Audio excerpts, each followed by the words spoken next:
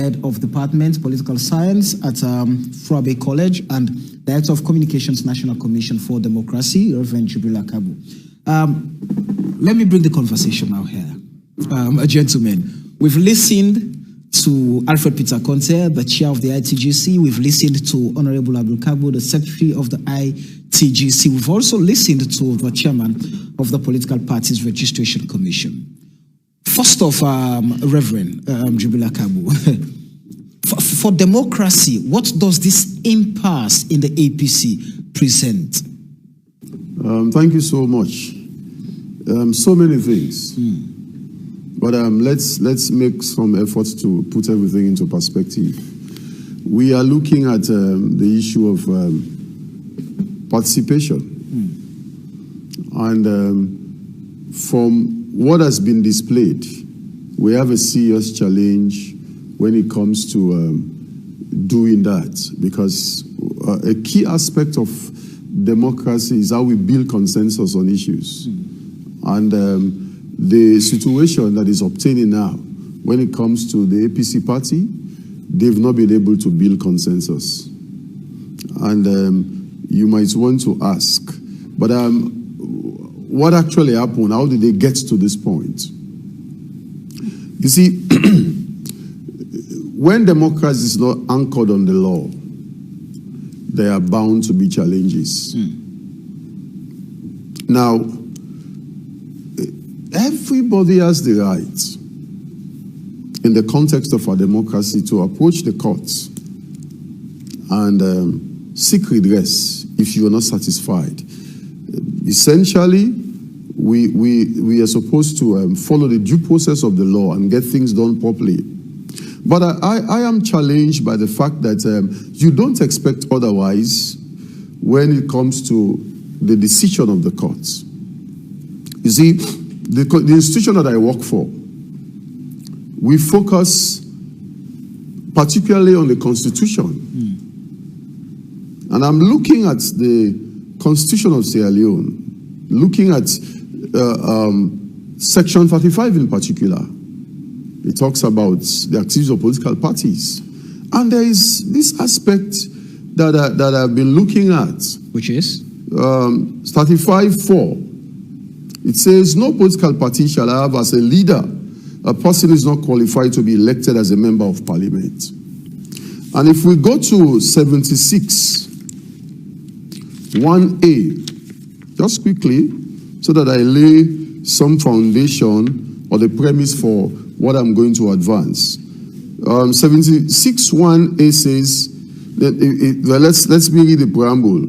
No person shall be qualified for election as a member of parliament if he is a naturalized citizen of Sierra Leone or is a citizen of a country other than Sierra Leone, having become such a citizen voluntarily or is under a declaration of allegiance to such a country. Now, you see, somebody mentioned the issue of the ITGC being the creation of the courts. Yes. But let me tell you what the court has done. The court has created a monster. In what sense? And, well, see what is happening. In fact, opposition is vital for democracy to work. And if the opposition cannot work because it has a problem with its leadership, then it is killing our democracy. I always say this, and I will continue to say it wherever I go, probably until that message reaches the people, that all of the registered political parties in this country, they are national institutions, and therefore they owe it to the people of this country to ensure they do what is right according to the law. But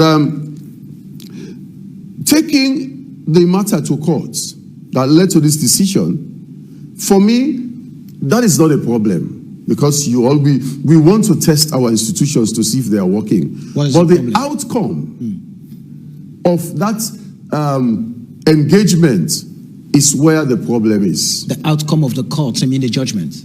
We have as chairman, by this constitution, somebody who is not supposed to lead a political party. check the background of Peter Conte. From what I have read, he's a citizen of America. And he's not, technically they would tell you he's not the leader of the APC. Chairman of a committee that is running the party. Let us avoid being technical here.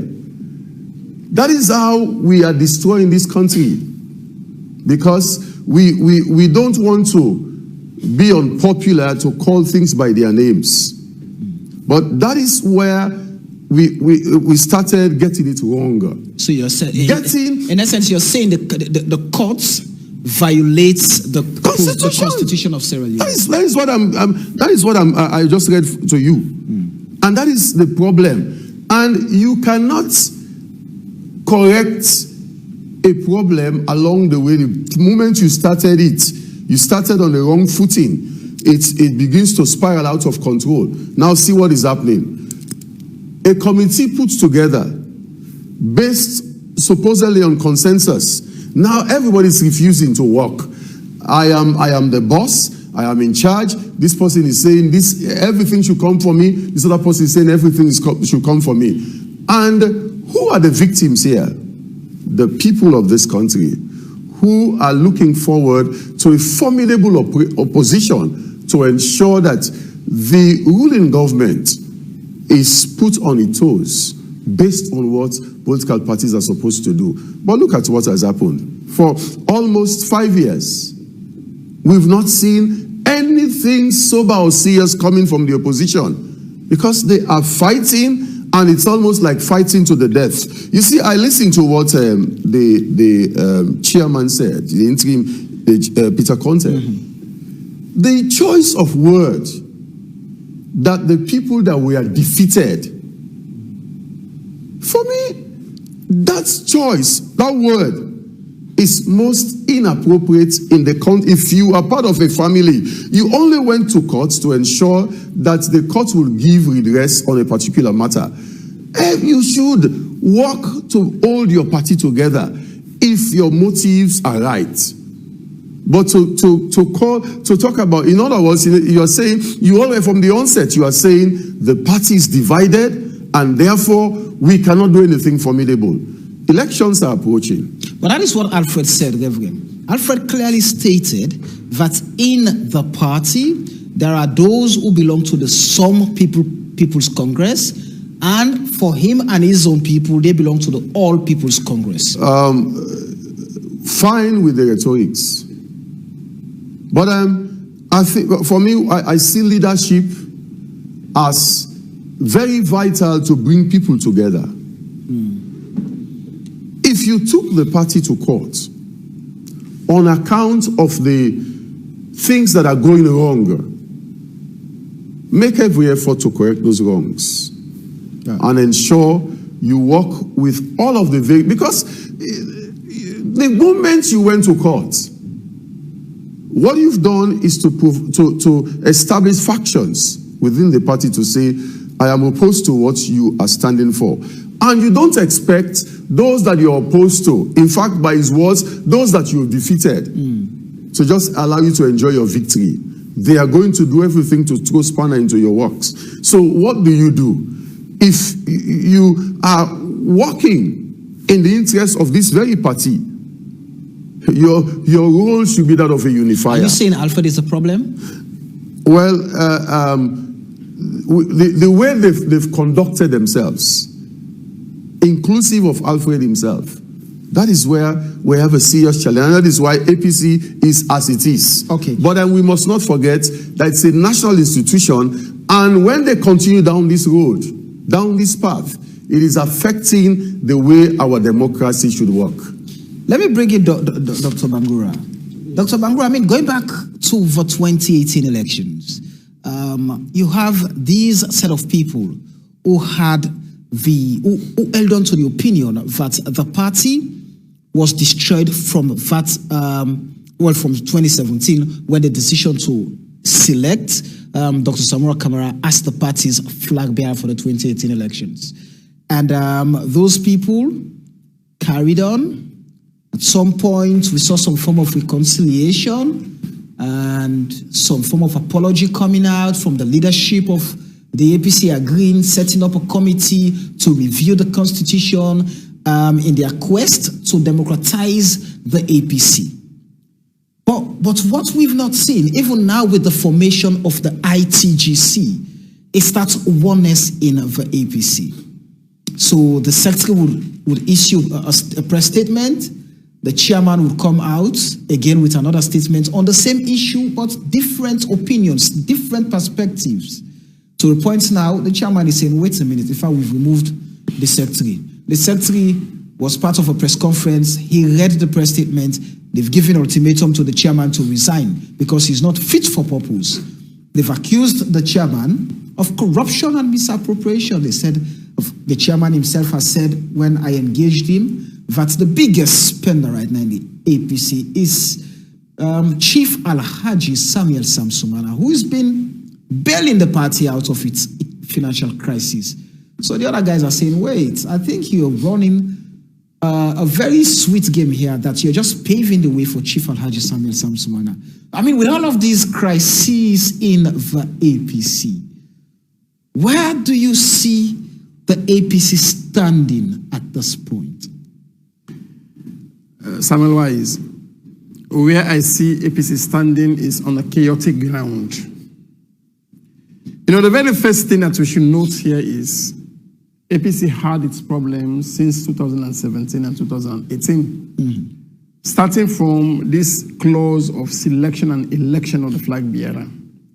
There, everything started crumbling on the APC party, for which, well, there was a situation in which there were 26 or so candidates running for the flag bearership, and of which the sole decision was given to the chairman, leader of the party by then. With no clear mandates and guidance, everything was left in his hands. And it created chaos. And that chaos is still affecting the APC party. Coming out to the reality that we are facing now, Mr. Alfred Peter Conte came and sued the party to court to redress what he considered to be undemocratic practices that were ruining the All People's Congress Party. But then we are dealing with a situation in which also we look at the very court itself and the chairperson of that court, Justice Adrian Fisher. There are so many questions, really. The legality of him really to man such a case in Sierra Leone. We are dealing with a political institution, which is the APC. Which is like any national institution. Yes, it's a national institution, a political institution. Yeah. Which is there as one of the pillars of democracy. And so there are questions among my legal colleagues that are even questioning the legality of the man himself. In what sense? In the sense that, according to the legal standings of this country, he doesn't have the mandate to sit on such a case. We have a lawyer here. He will help us. And pass a judgment. He would help us. No, well, he will come on board. Yes, go ahead. So this is just part of the discussions. Yes. And then coming in also to the decision, already, Reverend Jibrila mentioned the fact that the man, with all respect for Alfred Peter Conte, you know, there are certain things that at times we make a mistake in. That we think politics, you can view it from outside. You have to be a participant observer in order for you, first of all, to know exactly. Politics is such a complicated thing. Whatever it is, for me, the decision of choosing Alfred Peter Conte as interim chair, for me, I also see a problem with that one. How? In the sense that here is a man, of course, he sued the court, the party to court, and then yes, but yet does he have the capacity to really handle this particular institution? Capacity in what sense? Capacity in the sense that someone who knows the party, institutional knowledge, institutional knowledge, history, and everything. He has been out of this country for long. What role has he? What political history has he What political knowledge has he got? Let me take you back. I engaged Alfred when he was in the US. I had several interviews with him. And for him, he was then the vice chair of the National Reformation Movement. He was apparently the financier of the movement. To the point, they had an agreement with his team members before the team went to McKinney to sign a memorandum of understanding with the party's outgoing chairman and leader, the former president. And for him, the decision was go and listen to the proposal that the party would put forward. And then we can come and discuss. The guys who went, according to him, signed without coming back in-house to discuss. And so his decision to take the party to court was because those he believed in to have helped in reforming the party betrayed him. So he wanted to know a few things. First, he challenged the legality of those who were in offices. He looked at financial probity. I mean, what are the accounts saying? Do we have money? Have you misused? Have you misappropriated? Have you embezzled? Have you stolen the money of the party? Those were some of his concerns. And then the court apparently has granted him all of those. And who were you thinking was best suited to have been appointed chairman when he was seen as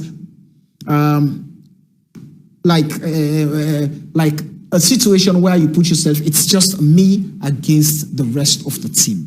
Well, exactly, this is my point.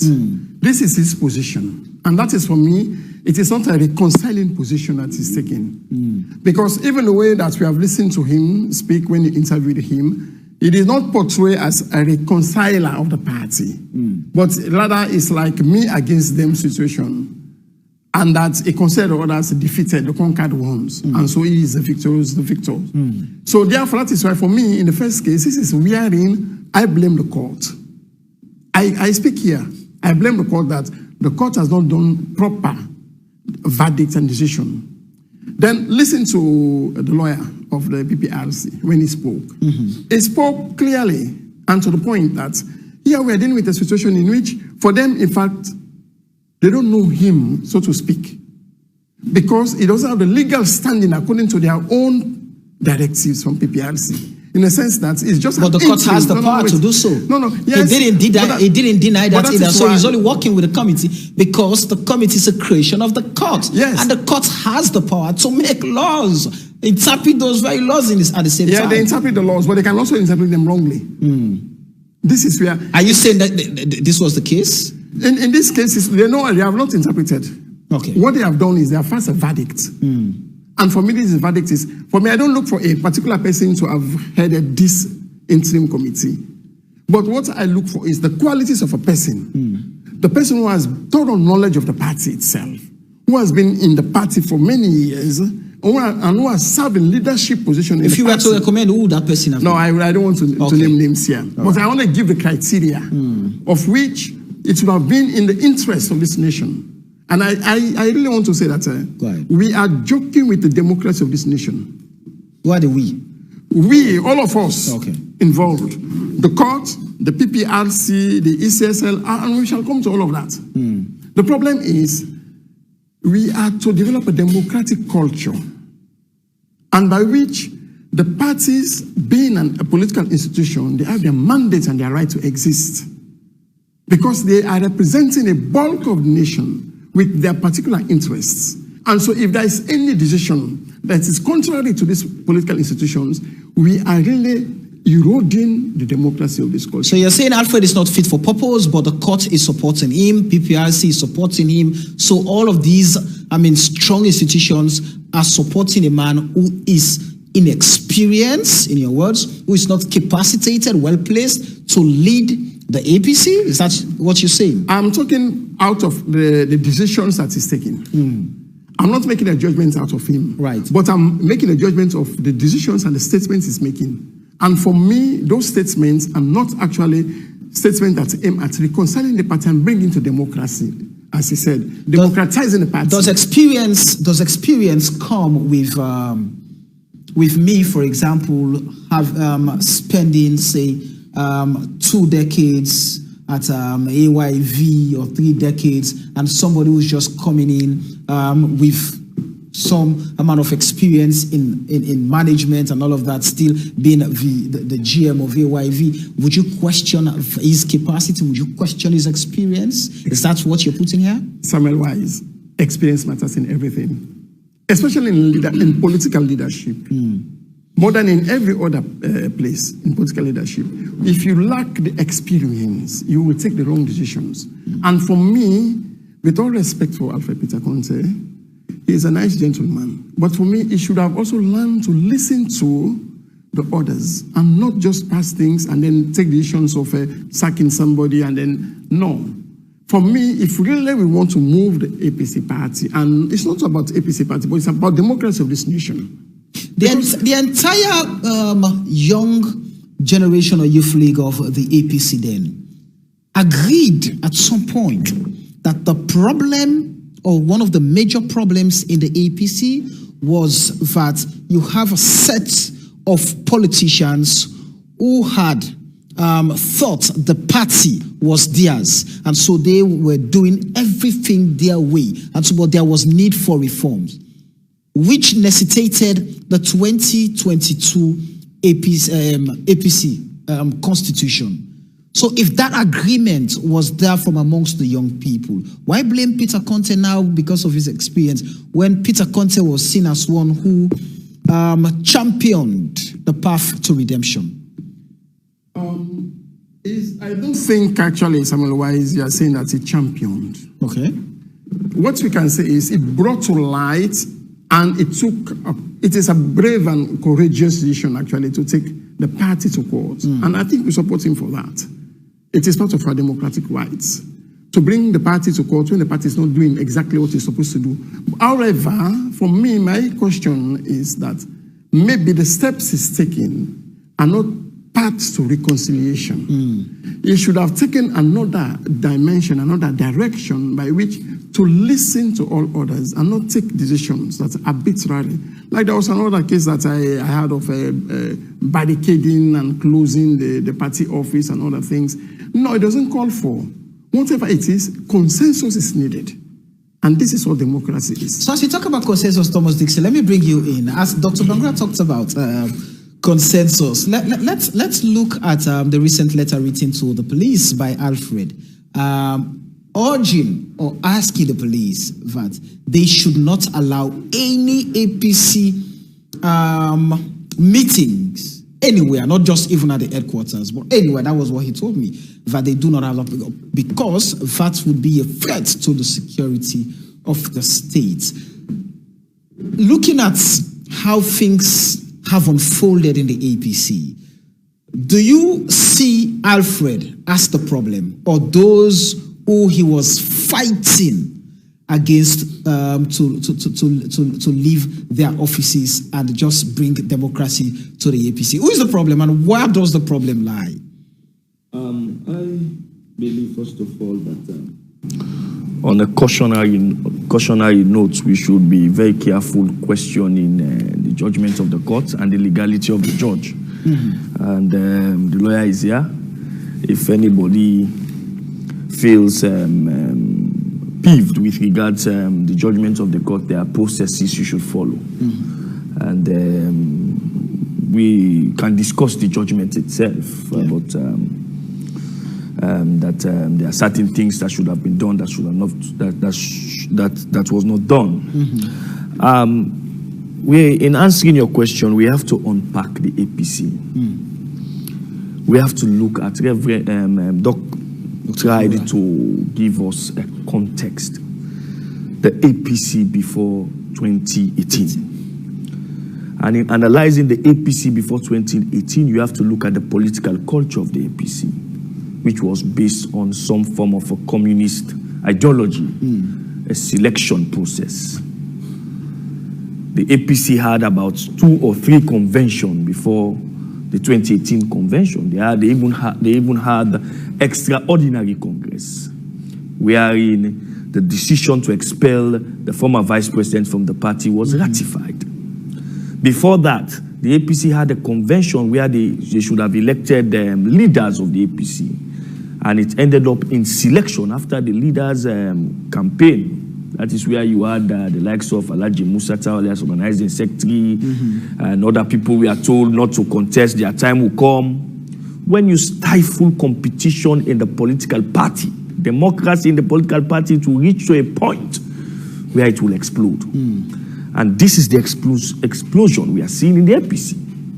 For a very long time, one man, as at the time the APC has been run by the same set of people for a very long time, their counterpart, the SLPP, has changed 2 or 3 executives over time through democratic process. But the APC has not done that. They refuse to allow democracy to thrive. And this is the result we are seeing. Post-2018, a group of people, young people, call themselves reformers. They decided that they should encourage reformation within the party. There are other people, the old guards, refused to accept reformation. They were called all sorts of names. In fact, some were tagged as SLPP. At the end of the day, Alfred Peter Conte decided to go to court. And the decision of the court is clear, that there should be 21-man committee, 14 from the party and 7 from Alfred Peter Conte.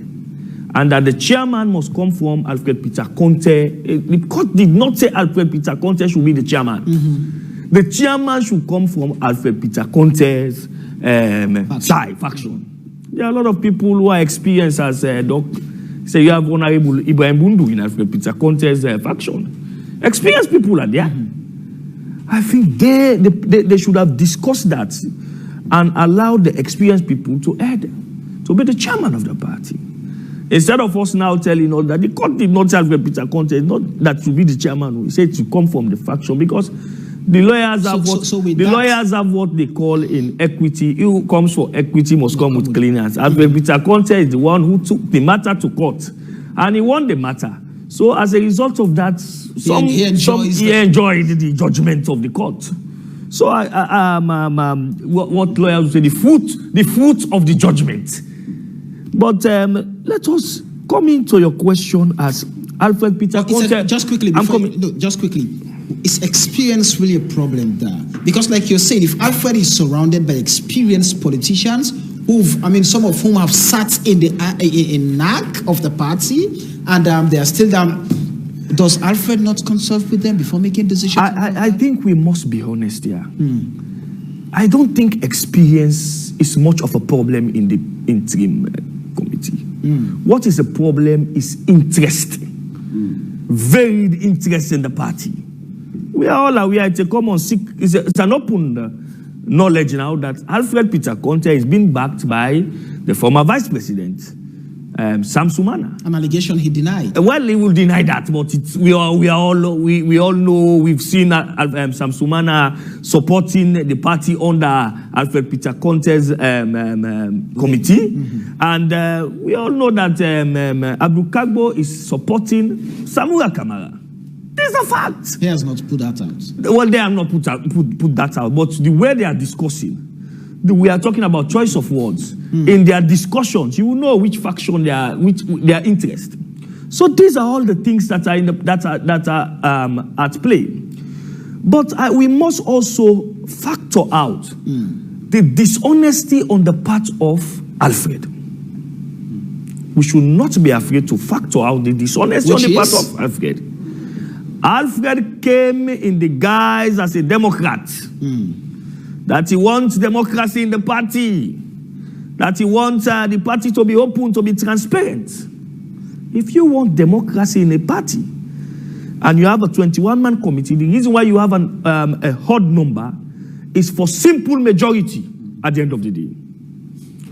And you are not, if you are after discussing issues in the party, you subject them to vote in the committee. But if you are not subjecting, what we've been getting from people within the committee is that decisions in the committee have not been subjected to vote because Alfred knows he will not get the number. So even within the committee, he has been behaving undemocratically. So that is the dishonest side of Alfred. If you are a true Democrat, You should be able to support democracy, democratic principle, even when they are against you. And that is where I would say what is happening in the APC should be concerned to all true Democrats in Sierra Leone. The people of Sierra Leone need credible alternative at this time. Are there specific references you would want to cite with regards the accusation or allegation of Alfred being a dictator, being undemocratic? You even see it in the choice of words of Alfred. Referring to the other as the defunct executive, defunct, defeated, and so on and so forth.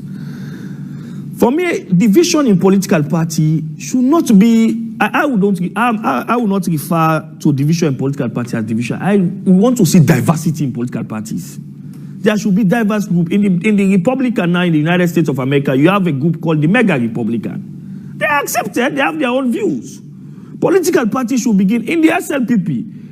Before 2018, they had a group called the Power. They were accepted and they pursued their interests. Today they are in power. So within a political party, an ideology will crop up, and that ideology will be followed by many or few, and at the end of the day, their cause will come to pass. So it's not bad for people to have agendas in the political party, such as reformation and so on and so forth. What is the problem is when people are being disingenuous, when people are being dishonest, that is the problem. In this case, I think Alfred has not been able to bring the party together. The reason for this interim committee is to pull the party together, it's clear in the judgment, to ensure that the lower level elections... Can Alfred as a one man bring the party together? That is where... The question is, just allow me land. The question is, Alfred already is seen as someone who is playing the game of threats to the interest of the other people. You mentioned the Chief Samuel Samsumana. Alfred has been accused that Alhaji Chief Samuel Samsumana is his benefactor. Alfred needed money for by-elections. Chief Samuel Samsumana came in and gave 100 million euro.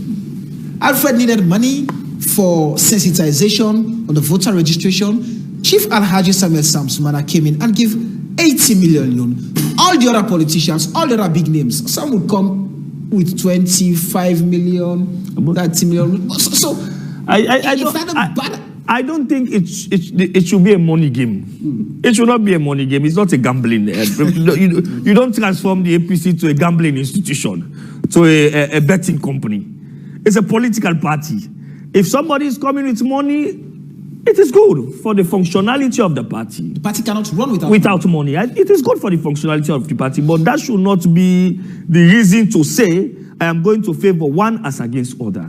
No, he didn't say that. No, he said that is why he's been accused, because Chief Samuel Samsumana is coming to the head of the party and not to the head of Alfred. We saw recently that Alfred unilaterally endorsed the coming back of Chief Samsumana into the party, which is the new, because of this problem had simmered down before now until the acceptance of Chief Samsumana again by Alfred. It created a whole political tension. Because according to Alfred, the court ordered that they should go and resolve all membership issues. And so Chief Alhaji Samsumana is one of them. Now that I won't comment on that, because that is in front of the judge now. That is the reason for the injunction. Yes. That the other faction took the matter to court for the judge to interpret his own judgment. So that, because there have been lots of misinterpretation by Alfred, by the Secretary General in the institution. So let us leave that with the judge. For me, I think all of us, as Doc said, we should not joke with the democracy of this country. And the democracy of the country starts with political parties. Start with political parties. If the political, I think it is even anchored in the constitution that the policies of political parties should be aligned with democratic principles. But if we are seeing that our political parties, they are not allowing democracy, they are not allowing dissenting voices, it will reach to a point when there will be explosion. And that is the problem in the APC now. I don't think Alfred is much of a problem. Alfred is an individual. APC has been an institution for over 4 decades. So we have to understand that the political culture, for me, it is the political culture in the APC is refusing change. The change to democracy. Like for the APC to be more democratic, I agree that they have been before the decision of the court, they amended the constitution of the APC, which is good to ensure that there is democracy. But we used to have a party where one man was the end all and be all of the party. We used to have a party where one man will sit down and decide to make decision. If you don't support the decision, the next 2 days you will be removed from NAC if you're a member of the National Advisory Council. We saw situation where Kainde Bangu and others were removed from NAC because they had other interests. So because the APC has not been able to uphold democracy for the longest period, that is the problem now we are seeing. Somebody who sit down and said the APC is quote-unquote Kalabante party. This is what you have when you say your party is Kalabante party. But I believe if the APC is not prepared by February, March next year, if the house is not in order, then we are creating a situation where the people will have credible do you see alternatives. the tracks being laid for VAT redemption? Well, for now, I've not seen anything. By tomorrow, they should have gone to registration. The lower level, prepare for the lower level. And after the lower level election, there will be issues also. Court issues will emanate. We all saw that in the SLPP prior to 2018 when Ali Bangua took the SLPP to court after lower level election, because it is the lower level election that will determine the flag bearer. By that time, flag bearers will know that, oh, I have the strength. So Alfred was preparing was preparing for the re-registration and verification of membership tomorrow, and Honorable Abdul Kabo was preparing for the lower level elections. Well, so, you see, so these are. So it is good that the court has slammed an injunction. I just hope that by the next 2 or 3 days, the judge will not tarry on for a very long time. I just hope that the judge will be able to interpret, because the judgment is Justice Fisher's judgment. He should be able to interpret his own judgment in no time. Well, the judge has slammed the injunction until Wednesday. We hope that by Wednesday, this issue would have been resolved. Rashid, Legal Link. Let's look at all of what is happening. Where are these things living? First off, the political rights of those in the APC. Yes, it's been a long day. Thank you very much for the invitation. I'm grateful. But let me hastily make a disclaimer, as I'm not here as a political spokesman. Nobody is invited here as a politician. Right. Well, I invited you all with the thought that you are not politicians. You are not politicians. Yes. So we have to make a disclaimer hurriedly. And we are here as experts to discuss an issue that has to do with a political party. A national institution. Yes, and that issue, if not dealt with, has the proclivity to undermine our body politic and, of course, even our security of the nation. I think that was what interested me to be here. Go ahead. Now, I'm going to take a position that is, and that's what we have looked into. Even as I was coming here, my team had a whole discussion about this, and I have here 5 people or institutions that we are going to blame for all of this. So the problem in the APC. Yes. I want you to just give me like 5 minutes. Let me just deal with this quickly. All right. I'll come in. You yes. Allow me. Go ahead. So now, because again, it's because people we're all scattered about who is really at fault here. Yeah. Some say Peter Conte. Some say Abu Kagbo.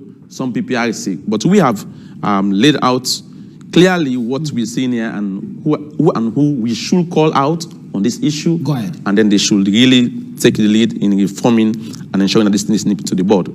Let's start first with the big man in the nation, the Chief Justice, my boss, as a lawyer.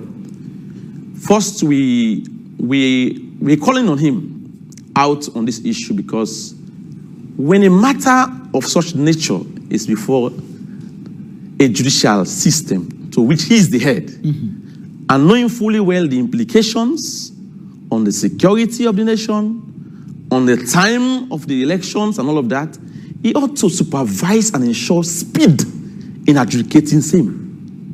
That is not being seen. And I think we are calling on him to make sure whoever he assigns that case to. Could it be deliberate? No, I'm not. We're not saying that it's deliberate. We are saying we have not seen speed in this whole litigation before the court. Even we're talking about even with the full matter and even this current interlocutor application that has been made. It was a mere application to determine whether in fact what this court-created chairman is doing is correct or not. It's an interlocutor application. It should be done with speed. But up to now we're seeing delay, and that has affected the timelines of this very court regarding this party as to its activities. That's a cavalier. And who heads the judiciary is the Chief Justice. He ought to have said, hey, who is dealing with this matter? You know there is a timeline. What are you waiting for in determining this matter? That's what you want to see from the Chief Justice. So the judiciary should be blamed, and the head that carries the crown takes responsibility. Yes, because we're saying, in fact, we learned that this judge who is dealing with this matter is overwhelmed with so many political cases. So again, he might say, well, I have so much in my file. So why overload a particular judge with all of these key cases that have so much, proclivity to likely undermine our state governance and, of course, our security? So we want to see the Chief Justice take responsibility and ensure that this judge does its work. It's not to be delayed. Time is running out. People are getting angry. The more the judiciary is cavalier, the more people take and believe that something is happening, and they may see the judiciary as complicit, and then public discourse comes in. And who knows where that will take us? So I'm calling on the Chief Justice to say, sir, you have a blame here. You head the judiciary, you supervise the judiciary, ensure that that judge does its work on time. Secondly, I come to Justice Adrian Fisher. Adrian Fisher, the last time I was here when he passed the judgment, it's a brilliant judgment. I praised him because his goal was to inject democracy into, like my colleague here is saying, into a party that doesn't believe perhaps for a longer time on this kind of mantra. So we welcome that decision. But he missed it on one point. And that was my emphasis the other day. And today, we are seeing that being a problem now, creating a monster. So the whole goal about the judgment was to inject democracy. Yes. But then see how he ended it with the judgment. He opened a Pandora's box where he allowed a chairman to come to the throne by appointment. You dismissed a chairman based on selection, and now you allow a chairman to come and head by selection. So you defeated your very essence and foundation of your judgment. What was so wrong for Fisher to have said, the 21-man committee should meet and elect among themselves a chairman? That was much more decent, because in democracy was what was his target. So he would have ended also with democracy to say, the 21-man committee, I will not allow you to appoint. You will elect among yourself. Today, we may not have had a Peter Conte that is a monster. If that was done by Fisher, I'm talking here with my mind. I'm a lawyer. You may not like me, but tomorrow it stands as history that Rashid said something. I said it here on your program, that he missed it on the framework he created and allowed selection to happen instead of election. And that selection has created this problem. Yes. So now, what is saying, in fact, I defeated them. In fact, to make it worse, he now selected himself. Because the court allowed it to happen. He selected himself. See now, he came with the mentality that he's a godfather. And the rest of the members in the committee did not object to him. Because the court said so. The court said, among his own faction, he must have a chairman. So the court actually appointed him. That's the point. See now, that judgment was faulty in the sense that it did not end up with democracy. So I blame him on that. Now, I'm blaming him also on the fact that, okay, now let's manage the situation. We have made a mess. Now, complaint has come before you again on how this court-created chairman is not going in line with your judgment. That should have been a speedy thing to look at. You don't delay with it because it's going to undermine your very orders. And that was his opportunity to have now perhaps make an adjustment to now go back to saying, if you deal with my judgment, I will finish you because I want democracy to hold and thrive. And I think that statement is in the injunction granted. Yes, but then here is the delay. Look at the delay is happening. And now what we're saying is, we don't want to see, in fact, for me, people are welcoming the injunction. I'm critical about it. Because that was not really what he ought to have done. It's to decide the matter. It's an institutional matter. Why do you need to injunct again and stop everything again? Just call Peter Komon-Tok and give a judgment, whether he's doing it right or not. We have seen him do 3 things that are appalling. 1, he has even sacked the very Secretary General of the ITGC. Does he have powers to so do? 1. 2, he has reinstated Sam Sumana as against the constitution of the party. Does he have powers to so do? 3, he has nominated interim chairpersons and district coordinators. Does he have power to so do? These are questions that the judge ought to have speedily addressed.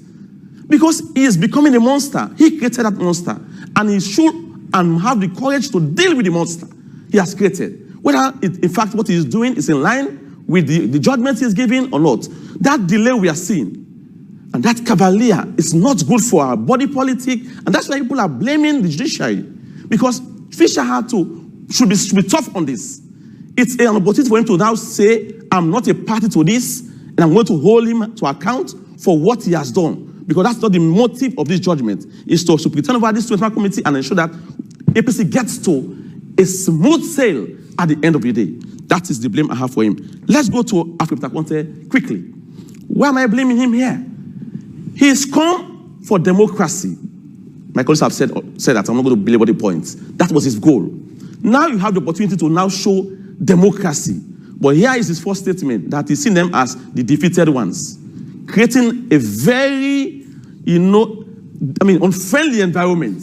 Could that not be seen as frustration, as him coming out because he's been frustrated by the very people who were resisting the change, who were resisting that reformation from a party like you all have said, a party that did not practice or believe in democracy, and now he has brought in that democratic tenet in the party. So the guys are saying, wait, we do not want this. We've never enjoyed that in the party. This is how we've run the party, and this is how we're going to run with the APC. So there have been resistance to change. Yeah, I agree that is something that we cannot run away from.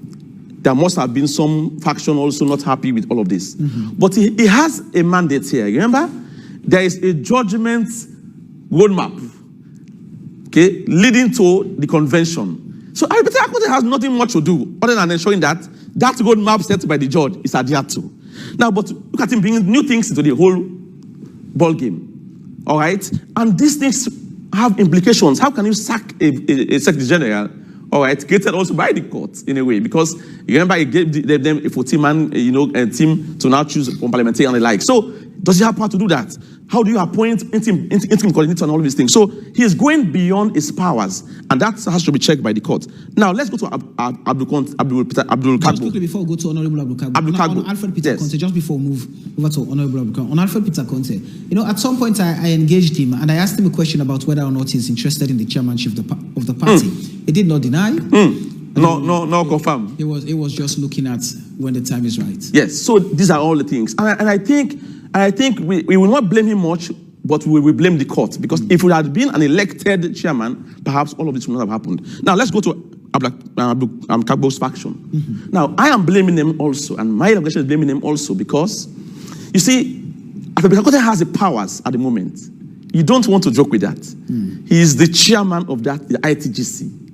So even though you are not happy with him, what fine line will you find in ensuring that you don't also widen the divide, at the same time you don't allow him to just bulldoze you people? It's about trying to also have a fine balance and ensuring that you work with this monster, quote unquote, and ensuring that you don't go in ways that will now undermine and split the party, as we are seeing now. To me, that willingness to go beyond themselves is not really being seen at the moment. Lastly, let me hit on PPRC. I've heard about PPRC, I've heard the debacle between the institution and, of course, Peter Komon-Tok. It's so unfortunate. And I'm blaming PPRC here because PPRC is the body set up to to register and, of course, regulate political parties in the country. The defense the chairman is giving that they are not really, they are like an ad hoc mechanism, does not really hold tight. It's untenable because, remember, it's still dealing with them on other issues. So I don't understand what he meant by, well, it's another arrangement, I will take the middle. He was dealing with them before now. If they were hard hoc, they're not dealing with them. But you're dealing with them. So if you have an issue, take a position and let us see from your perspective who among these factions is causing the problem. He cannot be saying, well, I will stay here, I will stay here, I will stay here, I will stay in middle. That is not really helping out. That's why today we are seeing him having a bash as well. Because he doesn't have the guts power to take a stance. PPRC must determine among the two factions who is causing the problem and make a decision because you're regulating political parties. But the PPRC, you cannot say... You listened to the PPRC chairman saying, of course, their powers do not cover the ITGC. I disagree. Because for him, that's an irregular organ, and that organ is created by the courts. Yeah, so that is what I'm contending now. That argument is fallacious. In what sense? Because you are already dealing with them, and you have been dealing with them. He's sitting in the middle. In many other issues, they have come before you, and you have decided on the issues before them. So you cannot now say on this issue, well, I'm seeing them as an irregular organ. What do you mean? It's a court function backed up organ, so it's legal, and they fall under your purview because they are now running in a way a political party. You cannot say you cannot represent over their affairs. Otherwise, you're creating chaos. That's why today you see him reply to the chairman, he reply also to Abdul Kagbo. So what's happening now? You are creating, legitimacy for both factions to believe that they have your support, and in so widening the gap. So I don't see his approach as wise. Let him make a decision to say you are doing the wrong thing, and I will not side you on this, rather than just hanging there and playing it cool between two factions. So, in our view, we are calling on all of these 5 players, do the needful, particularly for 3 reasons. One, we don't want to have a dangerous precedent. What's happening now is going to be a dangerous precedent. If any government comes again, they might use this precedent and affect other parties as well down the line. 2, it has also the proclivity to undermine multi-partyism. We don't even know if APC is going to compete. Everybody is still, not sure by what is going on. And that will affect multi-partyism. Sierra Leone is a multi-partyism. Stopping the APC, or the APC itself stopping itself from? I've just told you the problem, and the people I believe are contributing to it. So let them now sit down and do their own part. Lastly, let's also be oblivious of the fact that these kind of issues have proclivity to undermine the state security. This is a main opposition party. It has fallen in millions. You don't know what people might look at and then react on these issues. So let's be clear on this. Let's do our part to make sure the main opposition party functions and competes in the election in a healthy way to save our democracy and our body politic down the line. Is the APC fit for purpose in this era of politics? It's a tough question. I believe all political parties in this country are fit for purpose. As long as they are registered and they have a clear-cut agenda, they are. But I believe also that in this peculiar situation, remember, as I speak to you, there are no executive organs, so to speak, in this political party. So it's a room for improvement and a room for change, and the roadmap of judgment is clear. So we need to have the court come again and interpret the decision and then give a stern warning to the chairman and the IGCC members that I created you to work together. There is no faction I envisage. And if you dare to have factions, I will hold you for contempt. That has to come out clear. I hope the judgment on Wednesday will speak to what I'm saying, because that is going to help APC go through their roadmap and eventually compete in the 2023 elections. Thomas, is the APC a serious party? I mean, in the context at this point. Well, APC will always be a serious party in our body politic. But at the current state of the APC, you would tend to say that they are not serious for the forthcoming 2023 elections because of the issues we've just discussed. Now, I believe the APC should have been talking. There are issues they should have been talking about. We have the proportional representation, which the state is forcing down the throats of the people. The APC should have been talking about that. We have the recent data that has been out by the National Electoral Commission of Sierra Leone. The APC should have been talking about that, coming with position statement. We have about 270,000 Sierra Leoneans who, because of, according to the ECSL, because of multiple data, they've been delisted. I think they should be talking about that, on which basis they have been delisted, on which issues concerning Sierra Leone, the economy, the health. They should have been talking about this. As at now, I don't think they are posing any serious threat, because when your party is in order, say what you may, the situation of the APC is very, very unique. It has never happened in our political, the political infighting in political parties. The SLPP, they had their problems coming to 2018, but they had a functional party. They had a functional party. The executive was there. The executive of the party was there, functional. The APC has no functional party. What is happening with the elders and the big six of the APC? Well, the big six itself is a faction. It's a political faction. For me, it is not a bad idea for you to have people coming together to say that we are big six and we want to see amongst ourselves who is most competent to lead us. I think that is their own right. The big six is a political. The elders in the party, what they will do, they will just offer advice. It's up to the interim committee to listen to the advice of the party. For me, the statement of the PPRC chairman is very clear, that he doesn't want to be seen overruling the decision of the court. So he's very, very, very much circumspect in taking decisions. You cannot say this person is banned, this person is in a tight situation. So he's dealing with everyone. So for me, what I found recently, very, very absurd is the strong-worded letter. We have all talked about Alfred Peter Conte's choice of words. Strong-worded letter to Alfred Peter Conte signed by the PPRC chairman. I think that one is very, very absurd and below the belt. It is not good for our politics. I was not expecting somebody, I have huge respect for the PPRC chairman to have written such a vexatious letter to Alfred Peter Conte. You are creating a situation in which you will not be trusted by Alfred Peter Conte's team. You are also creating a situation in which you will not be trusted by the other party.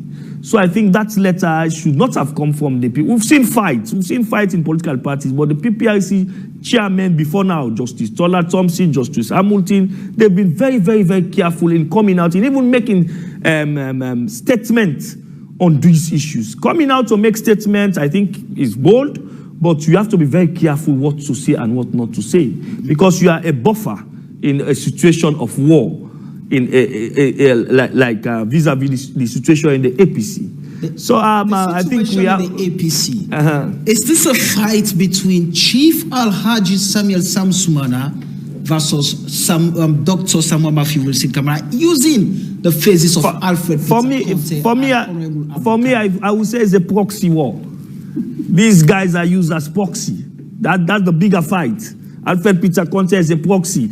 Abdul Kagbo and his team, they are proxy. So this is a proxy war. The guys, they are guys behind fueling the war. So for me, I will not. Let us wait to see what Justice Fisher, the Honorable Justice Fisher, will say. But I will not sit here to be saying that the Honorable Justice Fisher was wrong on this or wrong on that. I think Rashid is a lawyer. If there is anything untowards with regards to judgments, I think the legal process the APC or the other faction could have taken, maybe to appeal or other things. But to be questioning the judgment here and there, I think it's somehow not upholding the respect and integrity of the judiciary. Dr. Bangura, where do you see this war of calumny putting the APC for 2023? Clearly, it's a part of perdition. For me, I think the APC should now actually be trying to mend whatever patches that the nets of the party has. For me, that is why, first of all, I think if we are here to speak to them and they are listening to us, the first thing they have to do is to narrow their differences. And if they don't narrow their differences, they cannot stand. In politics, it's unity. United you stand. Divided you are going to fall. And so that is why for me, the party should go all out. Whatever interests that individuals do have, they should be secondary. The party should be primary. And it is for the democracy of this nation. So therefore, whether it is Samuel Kamara, whether it is Sam Sumana, whether it is this or that, we don't care. What we are here for as experts is just to advise that for the sake of democracy, as a political institution, because now, basically there is no opposition taking place in governance. That is, the ruling party is just going ahead, as Dixon just mentioned here. There are a series of issues that actually the opposition party should be taking. But now the infighting, the intra-fighting itself is actually distracting the APC. And so this distraction, and if, as we are saying here, that still for me, I think the Justice Eliane Fisher should actually speed up, expedite this entire process so that the APC party can come together and then they can choose a flag bearer. And then if not, then I don't see any way forward for the APC party come 2023. Reverend, with all of what is happening, how do we get the APC? I mean, to be a democratic party that creates a room for dissenting views, but at the end of the day, there must be that ideology that everyone works towards achieving in the party. Thank you very much again.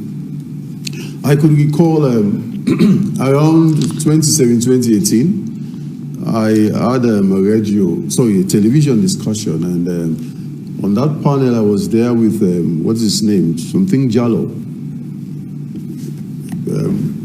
I think by then he was in the Ministry of Information. Yes.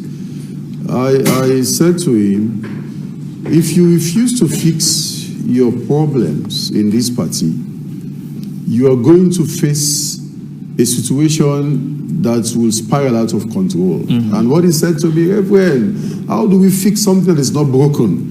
But I know today, if he could recall that conversation, he would be saying to himself, yes, that is why he's a reverend. I think, but I was not a prophet of doom, because I speak from the lens of democracy. And I would always go to the Constitution. For instance, earlier I had mentioned 35.4. Now I'm looking at 35.2. The internal organization of a political party shall conform to democratic principles, and its aims, objectives, purposes, and programs shall not contravene or be inconsistent with any provisions of this Constitution. You know, the situation that is happening in the party now is is it the pot calling the kettle black? That's what we're seeing now. You have been dictatorial. I'll go to court for intervention. I need redress. It's a fine thing, which is something that I always advocate. If you have anything that is contrary to what you believe in, go to the courts. Even if we don't trust the court, let's keep pestering the court. One day soon they'll come up with something that will change the situation. Now, you've gone to the courts. I was expecting, yes, the court said, from amongst your faction. But you know, there is this concept. The gun that liberates should not rule. In fact, if Peter Conte had been magnanimous enough to say, you know, I took the party to court, and they now said the group that I have can decide on who the chair is. Even if you are selecting, select somebody else. Because you are already an object of conflict, because you took the others to court. And they're not going to allow you to succeed. That is how we've operated our politics in this country. The moment we have tension, Whatever I do now is to ensure you fail. And it's vice versa. And the frustration that Peter Conte is experiencing now is something he brought upon himself. And we also look forward to politicians within the APC that understand the dynamics of democracy, and they are also interested in the progress that their party will make. And that is why, in the analysis given by lawyer Rashid, Honorable Abdullahi Conte cannot also be absolved completely of blame. Because if you know the dangers ahead, you will also look for ways and means to ensure you reconcile your differences. So both of them are complicit in a way. Now, we see the evident danger, especially for our democracy. It is high time these guys started thinking about coming together to ensure they save our democracy from this kind of mess. Just quickly, already, I mean, I see all of us here, by the way, have been branded that we are all APC. That's the beauty, beauty of democracy. Our constitution gives you the right to express opinion. You know, there is just one message I would love to read from one of the former spokesperson of the party. And this is what he is saying. The APC is doomed, my brother. The two factions in the ITGC will never ever work together. Personal interest continues to prevail at the expense of the party's interest. We are way too divided to be able to join forces to win the 2023 elections. The animosity, ignorance of destination, and things is deep-rooted. I don't see how we can conceivably call the APC a government in waiting. Who is fooling who? The former leader and chairman ran the affairs of the party very, very poorly. ABK placed us squarely in this Samsumana mess. Worse yet, he failed to put measure in place during his tenure to identify and forestall problems that are now befalling the party. The current impasse is not a unique problem in the APC. In 2005, before ABK emerged as the leader of the APC, we had similar problems. It has been 20 years since. With pretty much the same executive in place with no steps taken to prove the party from these problems. ABK was a joke and still is. All the problems and resistance coming from the Honorable Abdul Kagbu faction is fueled by him and his cabal of old executives, all of whom lacks what it takes to run a party at this day and age. All former Secretary General does well is to tell us about what happened in 1951 politics of Sierra Leone. Who cares? I cannot believe these jokers have the nerve to want to have a say after such dismissal performance as executive and after losing an election. How can Honorable Abdul Kagbu comfortably believe that he is equal to the chairman? Then why is he chairman? For heaven's sake, this is an interim body, an irregular body charged with making the party regular again. To that end, you should expect some undemocratic steps here or there. In fact, I have had some comrades say George Fisher is SLPP for pronouncing a ruling sorrowful. Interesting. Almost all of the other messages here are political, very political, either accusing us or accusing the SLPP of the problems. But let me just take a message from Dr. Freddie Lawson, who is based in the UK. He's also a lawyer who's been following the show. He says the judge in his wisdom seemed to have done his best. In making the said orders, it was clear from the outset that the composition of the ITGC was a problem. It will be a miracle to get the victor and the vanquished to now work together for the good of the party. Understanding and interpreting the orders are the basis in this stalemate. An interpretation of what a simple majority is an example. There are no qualifying provisions whether the majority is that for the 21-man committee sitting at all times or those present at a meeting. In the absence of such qualifications and clarification, perspective interpretation is subjective of the mischief rule. I have highlighted these ambiguities in my previous contributions in your program. I suggested then that the chairman should go back to the judge asking for a variation of his orders. It is good the judge has now used his discretion with an injunction to make further orders. The inability of the two groups is a derivative of the defects of the orders. I hope his move now will improve the situation. It needs to be robust and more detailed. Otherwise, it will be a fruitless effort. Addendum to the conversation, it is easy to raise the issue of legality of whether or not the judge was a competent authority and that of the chairman. Why then did no one file a counter-legal suit? Such assertions are disingenuous and unhelpful. Exactly. Right? I think I'm going to hold the messages there. I mean, I've only taken two.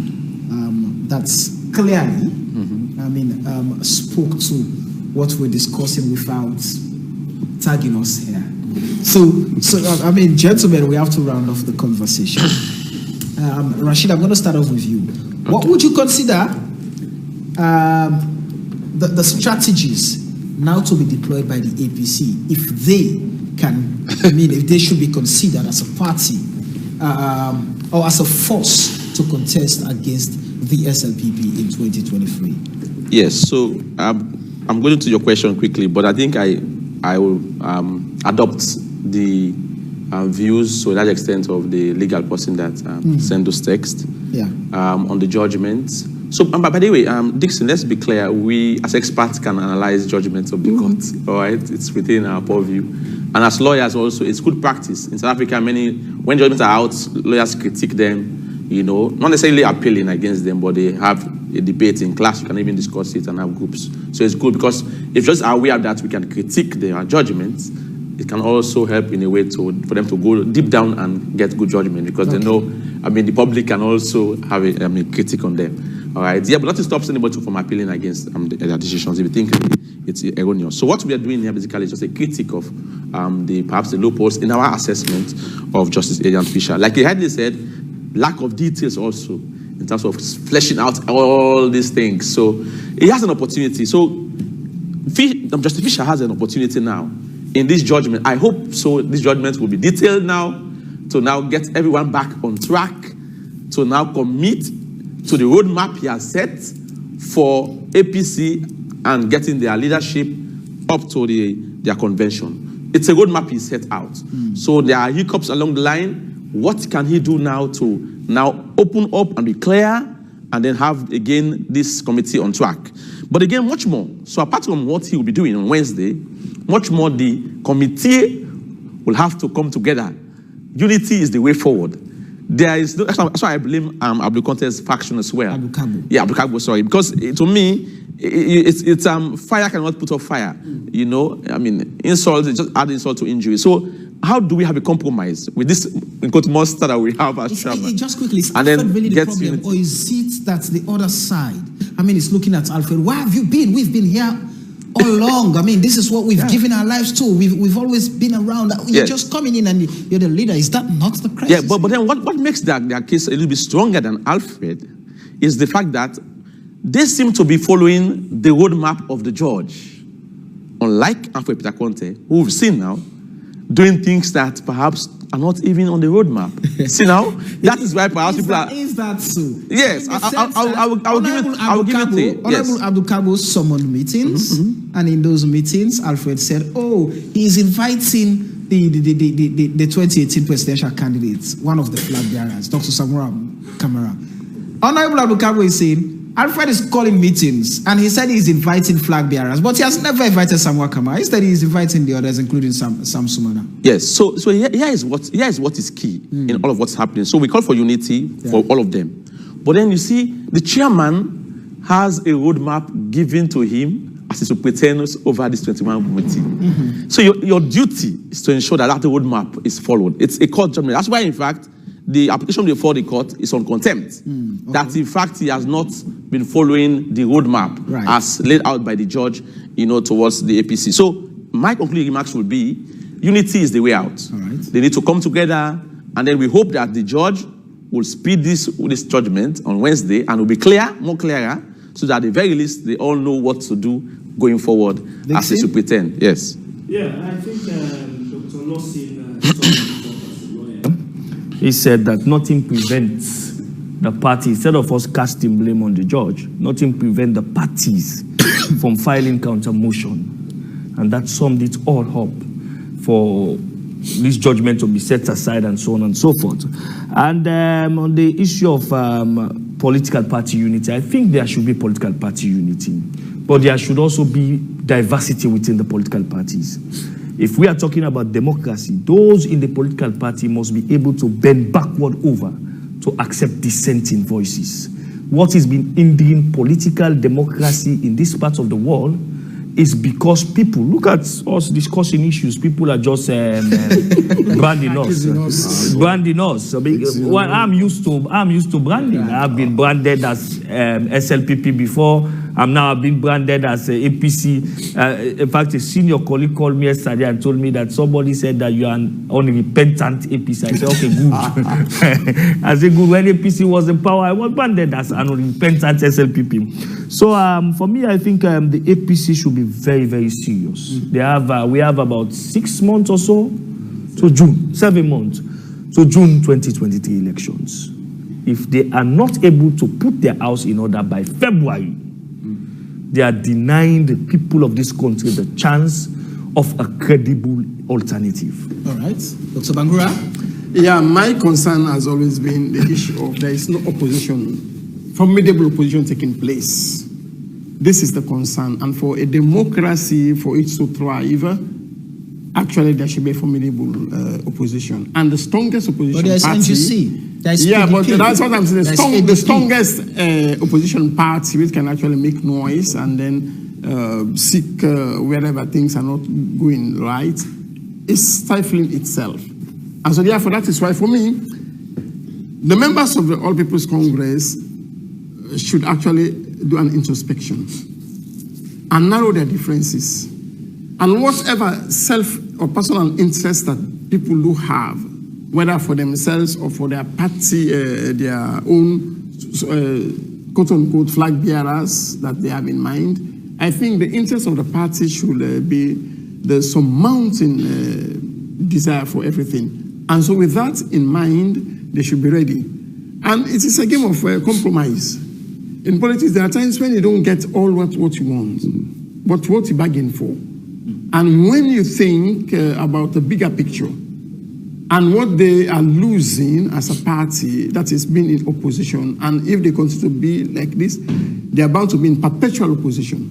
It appears the kingmakers are positioning themselves to be more powerful than the king when they make one. Well, I don't, from whichever situation you look at it, why is the underlying factor is this, that whoever, whether kingmaker or kings themselves, they have to actually think the bigger picture of the party, or else they will continue to be in opposition. Reverend? Mr. Bangura, democracy is always my focus, especially because of the institution that I work for. No matter what happens, APC should do everything in their own interest to ensure democracy works in their party. You see, we are always concerned because if from within you have this challenge, you cannot come together to push a common agenda, when you are in charge, it's the same situation that will happen. It will hinder or affect the way we address or handle issues in our country. So it's in the best interest of APC to ensure democracy works in their party. Like I referenced that conversation. It was, I think it was Podium with Jalo. Of course, now they know that there are so many things that are broken in the party. Let them do their best to fix it. The people of this country are interested in seeing their democracy work. And through the conduits of political parties, we know that is a means through which their democracy can work. APC owes this country a lot, and they should do everything to mend fences and ensure that we avoid this kind of situation. And let me say this. When SLPP had their problems, We were part of those that were discussing the issues and proffering solutions. I don't know why they did not call us SLPP then. So they were discussing APC and they are calling us SLPP. I am a Sierra Leonean. I don't mind that kind of description. It's up to anybody to have his opinion. When I come to this kind of program, I speak my conscience, and I've always done that from day one. So again, as APC, put your house in order and ensure democracy works in your party. Thank you very much, gentlemen. It's been a pleasure having all four of you here. I've enjoyed the privilege of your time tonight. Thank you very much. And thank you to all of you who've been part of the conversation, those of you who expressed your concerns, your thoughts through the AYV News Facebook page. We appreciate all of you, and we welcome your views. But we were unable to go through them because it was going to be very, very excruciating for me to have scrolled through those messages to take the ones that really, speak to the issue we discussed here tonight. But in case you miss a part of this, don't forget you will have the opportunity to watch a repeat of it on Thursday at 10 p.m. But next week, same time, same station, a fresh edition of this show comes up. The show has been AYV on Sunday. My name is Samuel Wise Bangura. And until we meet again next time, take care of yourself. Have a lovely night. And up next is our AYV Primetime News. Until then, good night. Hey, just a second. You know, say for subscribe now free. Plenty people who they watch here, they know they subscribe because someone feel say for subscribe, they need for pay money.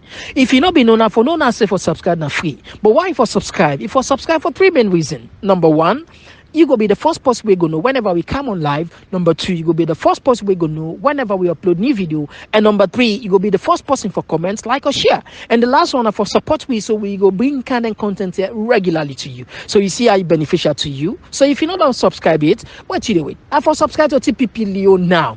And before I forget, not forget for click the notification bell so you go get all the notification, bam.